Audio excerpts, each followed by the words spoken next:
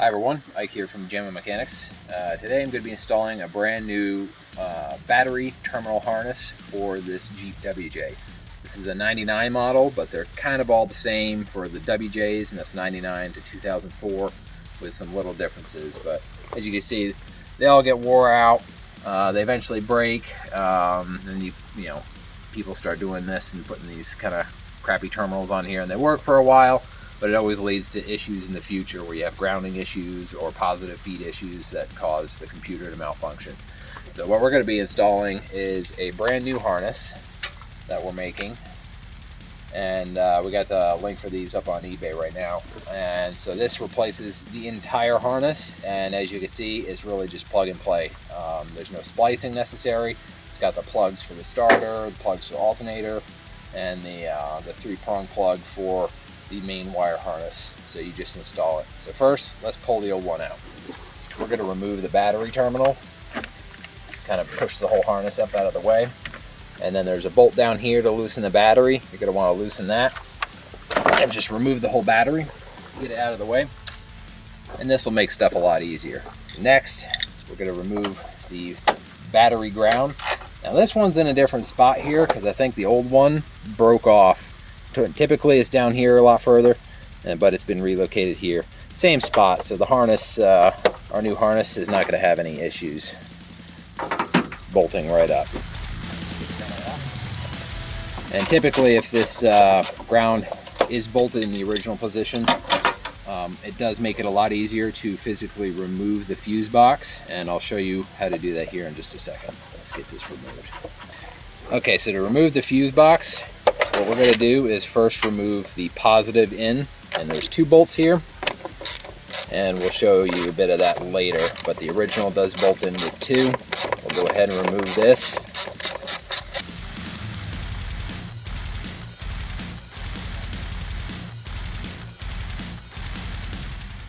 Okay, so that's those 2 bolts, and this just lifts right up, and that's the main positive coming from the battery harness.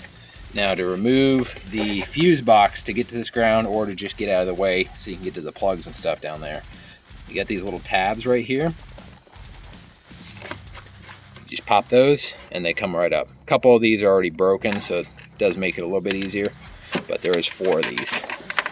Alright, so we're going to pull this harness up, and that's the 3-prong plug that we're after here. This is just it does have a Chrysler lock on it. Pop the lock out, and then you can pop the clip and pull the plug. So now that we got this all loose, what we need to do next is disconnect the alternator. So this is just a real simple tab plug here. Pull that back, and then depending on the year, your alternator probably just has a 10mm or a 13mm bolt right on this terminal. Don't lose the nut, because we're not replacing the alternator.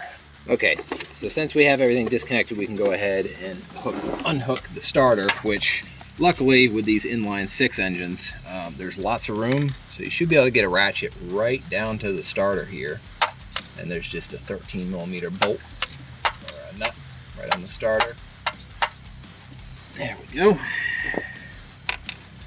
And now there is a plug for the signal right here, and it's got a little lock on it, as you can see right there. And then there is a zip tie clip holding the harness down. I just ripped that out.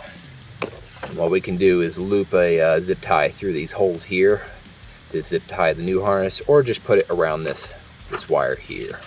There's one last bolt, and that's the bolt down on the engine block itself for the main ground. And that's a 9/16 bolt.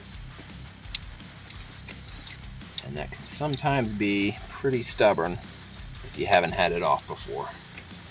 And typically this wire is pretty greasy, just because very few and far between that these engines are not a leaky mess, especially at this age. So there's the main ground for the harness, and then you do have a small ground for the engine harness. Make sure to remember to put that back on with the new harness. Alright, so the whole harness is disconnected. Pull it out and set it aside. We'll get the new one in. All right, so what I like to do with this ground is clean it up and degrease it before putting it back on so I don't have grounding issues. And the best thing for that is a bit of brake cleaner to knock the grease off. Spray a bit down on that contact on the block and give it a good scrub, and then rinse it again. And that'll just ensure that your new wires have proper contact to the metal. Okay, we got our new harness. We're going to run the harness in, obviously, underneath the AC and drop it behind these cables here. This harness does route a little bit differently than the original because the original's kind of up on the battery. This one's going to lay pretty flat right down by the mounting bolt like this. So what I like to do is route it in, kind of center it right where it needs to be for the battery, and zip tie it in place so I don't got to worry about it traveling. There's a nice hole here for the old clip so you can just run a zip tie through. And then this battery tray is a bit busted up, but you can just run a zip tie through there. And I like to zip tie underneath this fuse box. On the inline 6s, I figured it's pretty nice to have it right here. It's a little bit more accessible right through here. And then with the alternator, positioning the alternator and everything, I found it pretty good there. And that way it doesn't get in the way of the battery mount bolt. So now that the harness is in place, let's kind of reverse the process and start by connecting the main ground. That's going to be this wire here to the block, and just kind of connect everything in reverse order and get back up to the battery area here. Don't forget to make sure that this engine harness ground gets plated in here, and because it's a little bit wider, I'll put it right behind the new ground coming down, and then that all bolts right into the side of the block right here. Make sure and snug it up real good.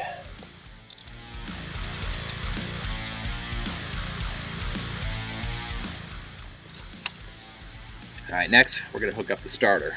This is the starter harness here, and the old one was connected right here, so I'm going to try and get a zip tie in here and kind of loop it through these holes.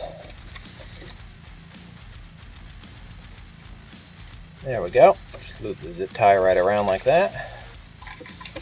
Now we got a nice little hold down to keep this harness in place.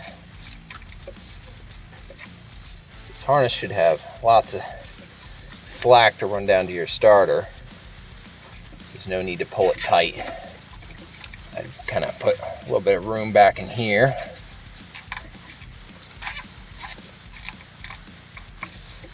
And then secure it. Go ahead and trim the zip tie. Trim all the zip ties while I got my knife out.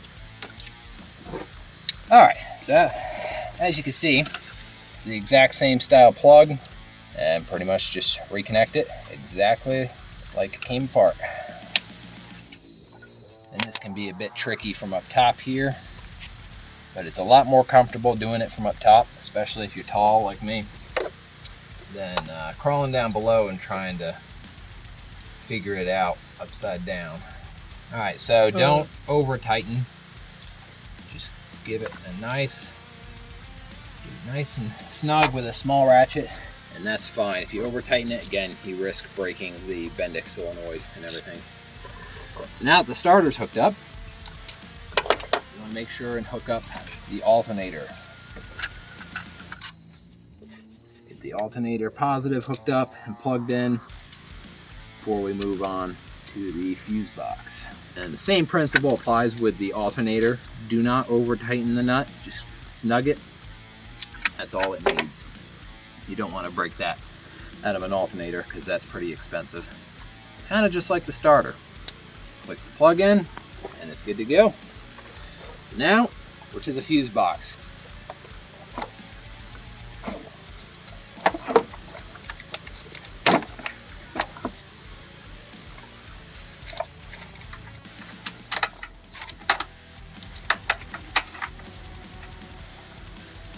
The original bolt is a lot more nice than this setup, but all that's kind of busted out of the body on this one, unfortunately.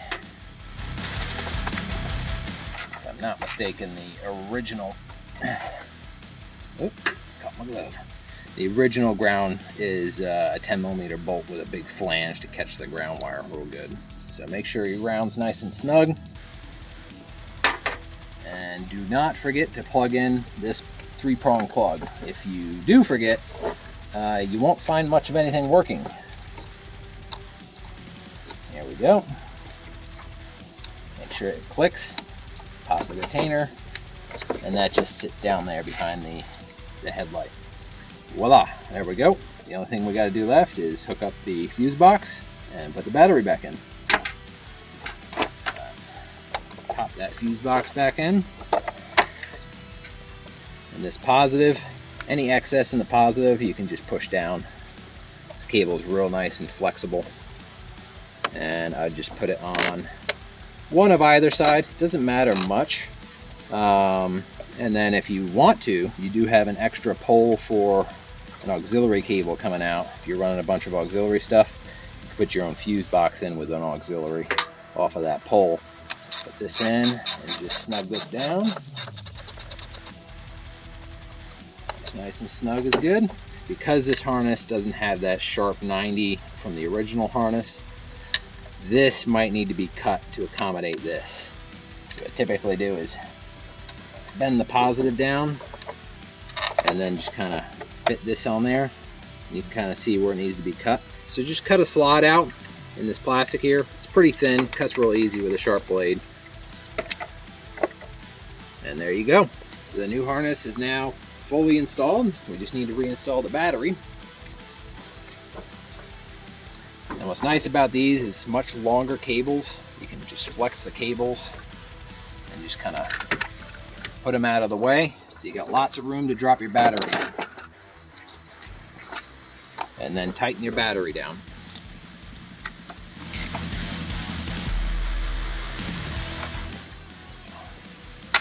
Woo!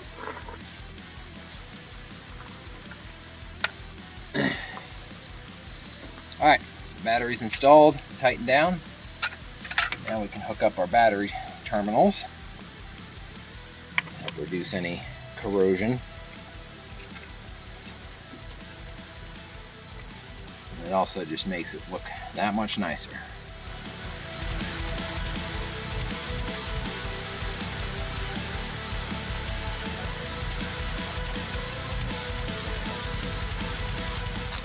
Just kind of snug so they don't want to move. All right, everything is installed. So we got our whole new harness, a accessible fuse box for the alternator, just in case you have any major failure there, and heavy duty cables running to everywhere. So let's go ahead and start it up.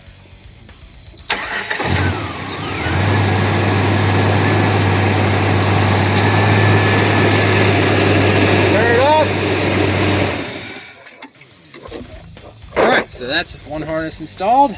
It definitely cranks a bit better, but as you can tell, the rest of the wiring in this Jeep's a bit rough. But start with a good battery harness so you don't have power problems, and that's going to help a lot for sure.